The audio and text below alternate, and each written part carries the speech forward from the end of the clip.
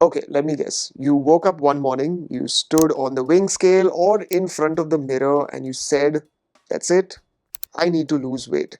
But you have no idea where to start or how to work out or maybe what you should eat. Do you really need to cut carbs, count calories, try intermittent fasting, keto, vegan, paleo, gluten free, sugar free, or even joy free? So then what do? You go on YouTube, you type, "How do I lose weight?" And then suddenly you see these 50 conflicting answers right in front of you. One says, "Do cardio." One says, "Never do cardio." One says you should lift only weights. The other one says that no, you should not only train with weights. One says fast. The other one says eat 6 times a day. So now you're standing in the kitchen with a brain fog and you're like, wait, what do I even do? And if either of this sounds familiar, then well, this video is for you because no one tells you the truth that weight loss is not about doing everything. It's about doing the right things in the right order. And that's exactly what I'm going to give you today. The step-by-step formula to lose weight sustainably, scientifically, and without a burnout. So let's go. Now here's step one, which is the foundation. Now imagine this. You're trying to build a house, but the land underneath is cracked, unstable, and even unsteady. So it doesn't matter what or how strong those walls above are, they are going to collapse. And that foundation I'm talking about, that's your mindset. It's the foundation of everything. And let's be brutally honest. No amounts of workout plans, meal plans, or even diet hacks will work if your mindset is broken. And this is why no dietitian will also tell you this, that weight loss begins in your brain and not in your stomach. If your mindset is stuck in, I need to do all or nothing, or if you believe that you have to suffer if you have to lose weight, or if you think that, you're just someone with really bad genetics, your body will fight you. And not because it hates you, but because your nervous system follows your beliefs. And also, let me ask you this. When you mess up your diet one day, what do? You binge and then you get back to who you always were, right? That's because the voice in your head always says that, see, you are weak, you always mess up, just start again, maybe on a Monday. That voice, that's not you. That is your programming. That is your subconscious habits, maybe the trauma or even the shame that you carry. Understand that you don't need willpower. You need to be kind to yourself. You need to treat weight loss like a journey. And you have to understand that this whole journey first starts with your mindset. And here's the science. When you chronically think stressful thoughts, your brain triggers your sympathetic nervous system, which is the fight or flight state. And in this state, your body doesn't want to lose its fat. It wants to preserve all the energy that it can because it thinks somewhere that you are in danger. And exactly what I said, your beliefs create your biology. That's why people can eat clean and still gain fat because mentally they are still in a survival mode. In fact, there is a 2016 study in health psychology that showed that people who perceived stress around eating healthy, even if they ate the same food, had higher cortisol levels and poorer digestion than those who didn't. Translation: if you are eating clean but full of fear and guilt, you're questioning yourself maybe too much, or you're even doubting, or you're disappointed, or you're even anxious, your body absorbs that too. So have the mindset shift. Instead of thinking I have to lose weight to love myself, well, flip that whole narrative. Say that I'm going to take care of myself, so weight loss becomes just a natural result. So don't focus on weight loss, but try to look at weight loss as a byproduct of everything you're going to do. Step two is, what do I eat? Now, this part literally stresses everyone over. But first, let me tell you a story. So, I had a friend who obsessed with eating clean, and every meal was literally perfect. Until one day, at a birthday party, he had a slice of cake, just one. But then later, he went home and he ate an entire tub of ice cream out of guilt because that one slice in his mind ruined everything. That's what diet culture does. It teaches you that food is either good or bad, and that you are good or bad depending on what you eat, which to me is pretty insane. So let me make this really simple for you. You do not need to eat perfectly. You do not need to count every calorie. You do not need fancy detox drinks, powders, or even imported superfoods. You don't need punishment. You need a plan, and a simple plan. First thing is protein, which is the most satiating macronutrient that boosts metabolism via the thermic effect of food. In fact, there are studies showing that eating high protein diets can increase calorie burn by 80 to 100 extra calories per day. The second thing you should focus on is fiber, because fiber feeds your gut microbiome, and your gut bacteria actually help regulate your cravings and even your fat storage.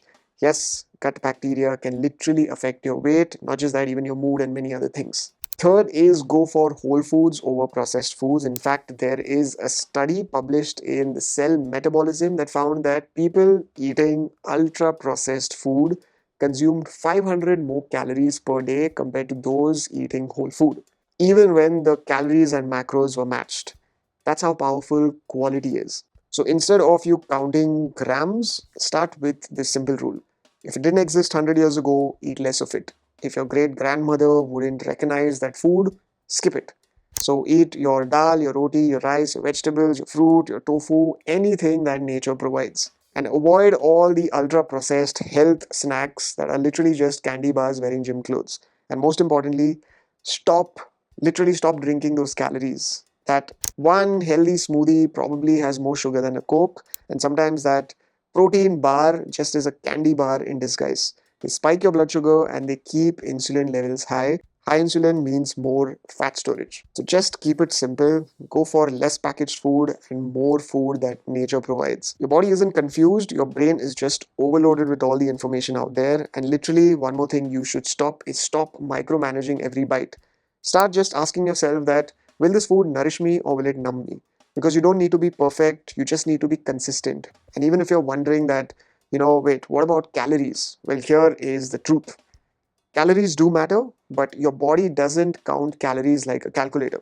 It responds to quality, timing, hormones, and even stress. So before you obsess over those calories and those numbers, think of eating 80% clean, and even 20% if you're not really eating that well shouldn't be an issue. But the problem is that most of us are eating quite the opposite. We also have to understand that we are human and making mistakes is what makes us human. And you need to stop thinking of food as the enemy. Food is like a data input.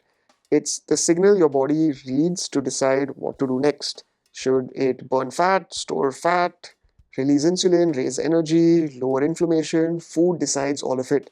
So nourish yourself, don't numb yourself. Now, step three is HISS or HSS. Now, let's talk about the stuff that doesn't really get enough attention: hormones, sleep, and stress.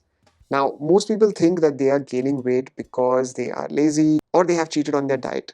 But what if I told you that sometimes weight gain is not your fault? Sometimes it's just your body trying to protect you because it's living in a survival mode for years. And here's an example. There is a hormone that's called cortisol, which we all know as the stress hormone. Now, when cortisol is high, your body clings to fat, especially around your belly. Now, imagine this. You wake up late, you skip breakfast, you rush to work, you barely sleep, you overthink everything, you drink 4 cups of coffee to stay sane. Your brain now thinks you're in a war zone. It doesn't care if you're counting your macros, it just wants to survive, and your body will always fight for survival.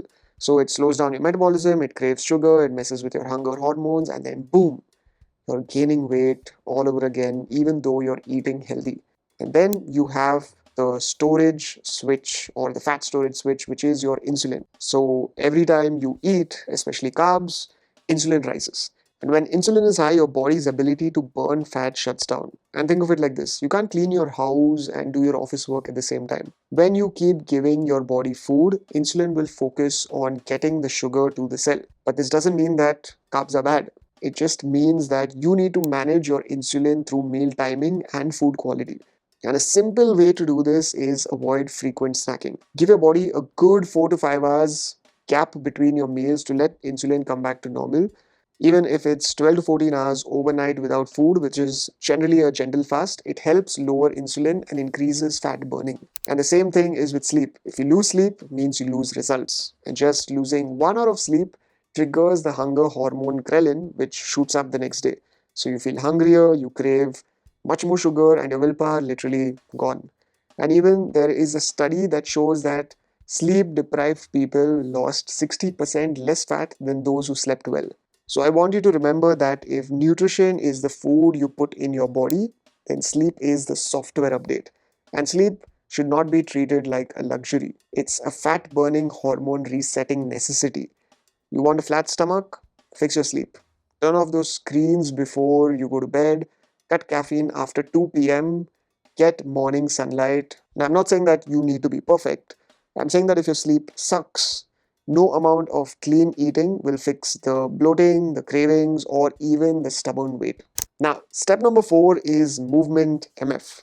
Now, finally, we can talk about exercise because if you've noticed that in the first half of the list, I've not spoken about workouts. That's because workouts don't cause fat loss, they support it. Let me say this again. Exercise does not burn as many calories as you think, and it cannot outrun a bad diet, bad sleep, or bad stress. Also, you don't need to earn your food by burning calories. That literally is toxic thinking. But you can do one thing is use movement to shift your identity. So move freely. You can use it to feel stronger, to build discipline, to improve your insulin sensitivity, and also to boost your mood. So what you can do is start with walking, not to burn fat, but to build consistency. Then you slowly add strength training. Maybe for 2 days of the week, you can start with bodyweight workouts and then shift to weights, and this will help your body change how it uses energy. Just remember one thing is don't overdo it and don't try to go from 0 to 6 days a week of HIIT. Don't be that guy. Remember, consistency beats intensity every time. And if you're dealing with fatigue, burnout, hormonal issues, movement should heal you, it should not drain you. In those days, maybe just try yoga. Some days just go for a short walk, some days just do lifting. And here is your movement plan. Daily walking, aim for 7 to 10k steps. Strength train at least 2 to 3 times a week, even if it's body weight, that's perfectly fine. Go for mobility like yoga 1 to 2 times a week because this will help you reduce inflammation and also improve your recovery. Understand you don't need to become a gym rat, you need to become someone who moves with literally using intention. Now, let's talk about the mistake that most people are doing and you should stop it, which is doing it all at once. They try to change everything overnight, cut carbs, quit sugar, wake up at 5 a.m., join the gym, track every calorie, and then they crash because their brain at this point of time can't handle a 10-point identity shift overnight. So instead, do this one step at a time. Maybe on your first week, work on your sleep schedule or maybe your mindset. On week two, just clean up your breakfast or maybe your lunch. Week three, just start a daily 10-minute walk. Week four, focus on your stress management, even if it's like just 5 minutes of yoga or breath work. That's how you build momentum. That's how you rewire yourself, not with hacks, not with pressure, but mostly with clarity. And if you've been stuck, if you've been tired of trying everything and nothing's really worked, maybe it's not because you're weak, maybe it's because no one really gave you the map or what you should do. The good thing is that now you have it. So you don't have to quit, you don't have to start all over again. Just realign. And I will see you in the next video. And until we meet again next, don't stress and be awesome. Russia that.